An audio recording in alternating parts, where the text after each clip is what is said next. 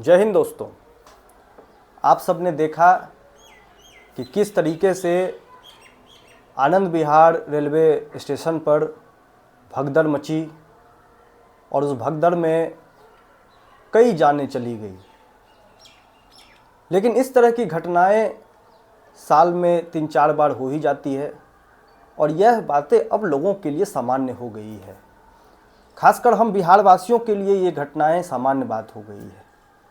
घटना महाराष्ट्र में हो, चाहे गुजरात में हो, चाहे आंध्र प्रदेश में हो, चाहे दिल्ली में हो, चाहे तेलंगाना में हो, घटना कहीं की भी हो, उसमें एक बात जो आपको कॉमन दिखेगी कि उसमें सबसे ज़्यादा जान अगर किसी राज्य के लोगों का जाता है तो वो बिहार के लोगों का जाता है, क्योंकि बिहार वासियों का जान जाना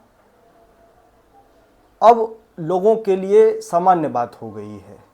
दूसरे राज्य के सरकारों के लिए भी सामान्य बात हो गई है। अगर गुजरात में किसी व्यक्ति का जान चला जाए तो पूरी केंद्र सरकार, पूरा तंत्र उस मुद्दे पर अपनी प्रतिक्रिया देगा, प्रशासन पर, दोषियों पर कार्रवाई करने के लिए लंबी लड़ाई लड़ेगा। लेकिन चूंकि बिहार के लोगों का जान जाता है तो उसमें किसी को कोई फर्क नहीं पड़ता है।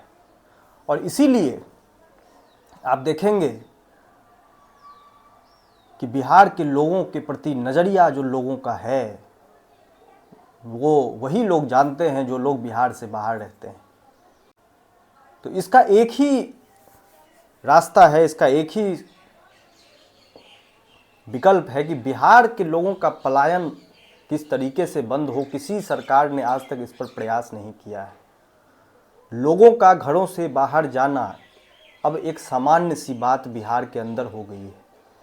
और बिहार के अंदर भी मिथिला क्षेत्र में पलायन सबसे ज़्यादा है। पूरे देश में सबसे ज़्यादा पलायन बिहार से है और बिहार में सबसे ज़्यादा पलायन मिथिला क्षेत्र से है।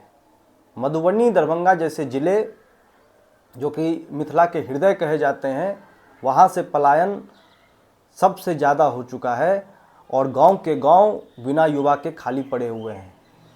अब इस पलायन को रोकने के लिए दो ही तरीके हैं। या तो सरकार अपने स्तर पर युवाओं को बड़े स्तर पर पूंजी उपलब्ध करवाए ताकि युवा स्वरोजगार कर पाएँ, अपने लिए रोजी रोजगार की व्यवस्था यहीं पर कर पाएँ।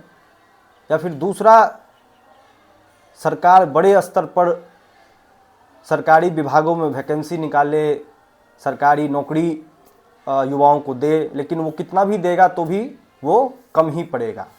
ऐसी स्थिति में अभी ना तो हम लोगों की सरकार है और ना तो हम लोग सरकार का हिस्सा हैं। ऐसे में अपने स्तर पर जो प्रयास हम लोग कर सकते हैं वो मिथिला के युवाओं के लिए कर रहे हैं। मिथिला के युवा अगर स्वरोजगार करना चाहते हैं, रोजगार करना चाहते हैं, तो उनके लिए एक व्यवस्था हम लोग बना रहे हैं। अगर आप मधुबनी से हैं, अगर आप दरभंगा से हैं, अगर आप अपना कोई काम शुरू करना चाह रहे हैं, पूंजी के अभाव में नहीं कर पा रहे हैं, या फिर अगर आप हम लोगों के साथ जुड़कर अपने लिए कोई व्यवस्था बनाना चाहते हैं, कोई अपनी आर्थिक स्थिति को सुधारना चाहते हैं, तो हम लोग एक व्यवस्था बना रहे हैं जिससे कि कम से कम मिथिला के युवाओं को, मैं ये तो नहीं कहूँगा कि 100% वो बिहार से बाहर नहीं जाएंगे, लेकिन जिस हद तक संभव हो पाएगा मिथिला के युवाओं को आर्थिक रूप से उनको सक्षम बनाना, उनका सहयोग करना, उनको रोजी रोजगार की व्यवस्था करना, इसकी व्यवस्था हम लोग ने बनाने की शुरुआत कर दी है और बहुत जल्दी वो सब आप लोगों के साथ साझा करेंगे।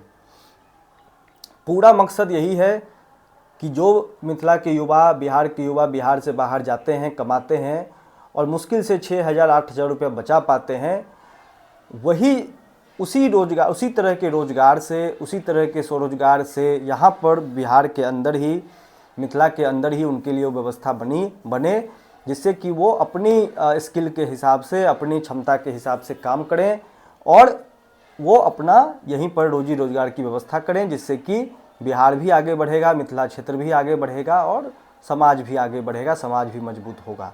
तो यही हम लोगों का प्रयास है।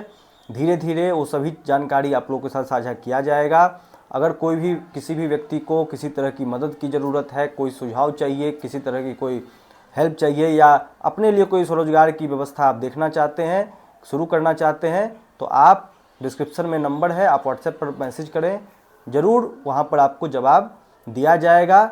एक बात का ध्यान रखें कि कॉल ना करें, क्योंकि बहुत ज़्यादा कॉल आने पे कॉल उठा पाना या सबको कॉल पे जवाब दे पाना संभव नहीं है। तो व्हाट्सएप का ही इस्तेमाल करें और वहाँ पर आप अपना मैसेज छोड़ दें, आपको जल्द ही रिप्लाई देने का पूरा प्रयास किया जाएगा।